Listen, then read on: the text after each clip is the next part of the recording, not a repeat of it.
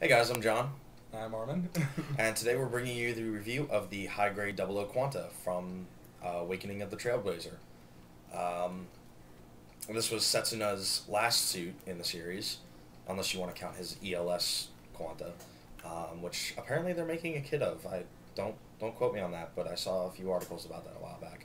But anyways, this was from Awakening of the Trailblazer, and I understand that some people hate that movie. I personally enjoyed it.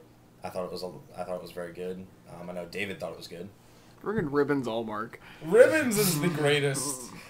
How many I shots thought to it the was head did he dead. take? Too many. And then Too many. he And then fragged. yeah, syntax. But anyways, so yeah, this is an awesome little suit. If you haven't seen the movie yet, you should definitely go check it out. You get to see Quanta do some serious awesomeness towards the end there. Although you shouldn't see the movie until you see the first and second season. But Of course. That goes without saying. Mm-hmm. because you might see some people die. So if you anyways, don't want to. this kit has a lot of great articulation, so let's go ahead and get right into that. Okay, so here we've got the entire kit. One thing I do want to point out here, all the GN condensers on here are green. I painted them with a transparent testers, and then I put the black stickers underneath, so that this way it would give it that nice green color. But anyways, going straight into articulation, the head can do the chicken bob, which is always awesome. It can look up that far, down that far. It can rotate 360 degrees without any issues whatsoever. It can move side to side that far, which is pretty good. The shoulders come out about that far and even have like this little joint of separation right in there. They can rotate 360 degrees.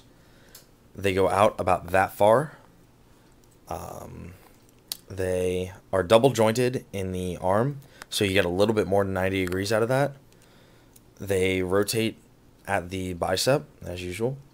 And this was something that I thought was really kind of cool. The hand, this is actually on a joint in and of itself, so you get even more articulation out of the arm for some interesting poses. And, of course, it wiggles just a tiny bit, not a whole lot, and it can rotate. Going on to the chest unit itself, it can bend forward about that far, bend backwards about that far. It can move side to side a little bit, and it can rotate only 180 degrees despite the fact that there's almost nothing as far as side skirts go. Could you bend forward and back again so people could see again? Mm-hmm. So that's forward bend right there, and then that's backwards bend.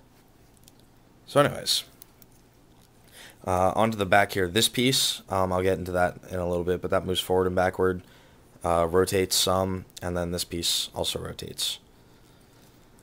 Moving on to the side skirts, these are the only ones that really move.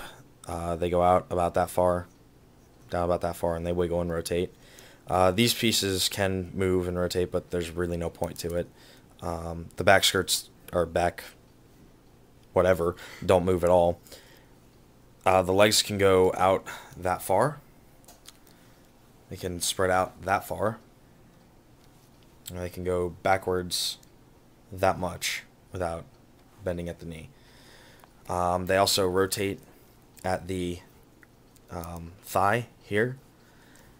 They have a double jointed knee, and this is kind of interesting how this works because you have the first joint here, which goes back more than 90 degrees as it is, and then you've got the second joint, which can give you a full almost 180. And then of course you got this piece which moves with the leg. Then the foot can go that far backwards, that far forwards, and this armor piece separates. It can go that far in and that far out, so you can pull off some incredibly weird and awesome poses For whatever terrain you're on. Mm-hmm. Now, just one other little thing over here. This piece moves out, so you can move the arm out about that far. So, anyways, let's move on to weapons and accessories. It does come with a stand, which is awesome. I didn't even know that it came with a stand until I actually got the kit itself. Still hating you. Mm-hmm. It comes with his awesome sword, his GN shield, and this is one of the GN drives, believe it or not. I know it's kind of weird, but that's what it is. Looks like a vernier. Yeah, I know, right? It actually plugs into that GN drive right there, so you get that double effect. But yeah. And then it comes with this piece. And this piece is kind of like the master key for anything you want to do with the sword. So I'm going to go ahead and show it to you right now. If you take these two gray pieces off right there, and you unplug this piece from the sword unit, you take this piece and plug it in. If you take all of these pieces off of the GN shield. No. Oh, by the way, this piece also opens up too, and that wiggles and rotates. But anyways, so you take these pieces, and what you're going to do with these, if I can remember how to do this properly, leave those right down. It's been a while since I've done this, so bear with me here. Put your gray pieces back on. You take your little whatever pieces here. Again, bear with me on this because this has been way too flipping long since I've done this transformation bit. Enjoy our editing. Yeah, enjoy our editing, or rather lack thereof. Okay, and these pieces go here. And these just plug in right here. I do not know why that took me so long to figure out, but it did. It's like a puzzle. So then you have his massive sword. And this thing is bigger than the kit itself. Kind of sad.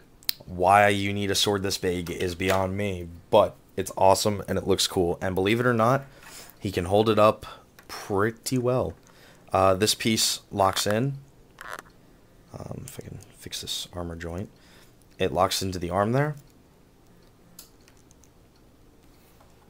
And he can hold it. Very little problems.